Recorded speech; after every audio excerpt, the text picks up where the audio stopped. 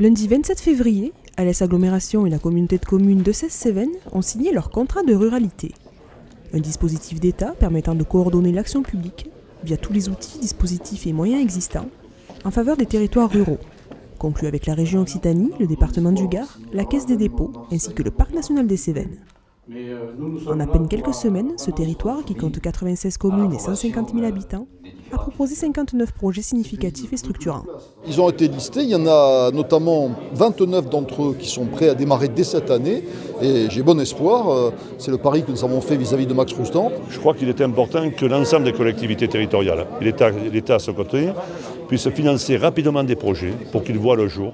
Et le but étant bien de faire en sorte qu'on fasse des équipements publics qui ont un intérêt pour les administrés, pour les citoyens, et qu'on le fasse rapidement de façon à ce qu'on essaye de sortir un petit peu de cette crise économique. C'est beaucoup d'acteurs qui sont autour de la table et ça permet de faire émerger des projets significatifs qui sont d'une certaine importance. On pourra continuer à financer des projets qui sont dans telle ou telle commune, mais là il s'agira de projets dans le cadre du contrat de ruralité qui ont une signification au-delà de la commune pour le territoire qui est constitué par ces deux communautés de communes. 6 thématiques ont été définies. L'accès aux services publics et marchands et aux soins, la revitalisation des bourgs-centres, notamment à travers la rénovation de l'habitat et le soutien au commerce de proximité dans les centres-villes, l'attractivité du territoire via les infrastructures numériques et le tourisme, les mobilités locales et l'accès au territoire, la transition écologique et énergétique et la cohésion sociale. Les 29 projets prêts à démarrer en 2017 ont été budgétés à plus de 6 millions d'euros et les 59, sur une période de 4 ans, à près de 13 millions. Chacun arrivera et cofinancera ce projet, ensemble et en même temps.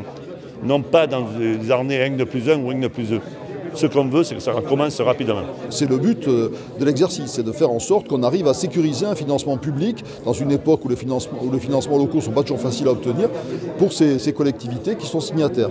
Pour l'heure donc, pas d'enveloppe ni de décision sur ce qui se fera ou pas.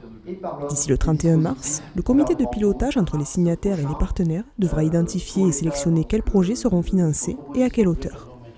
Affaire à suivre donc.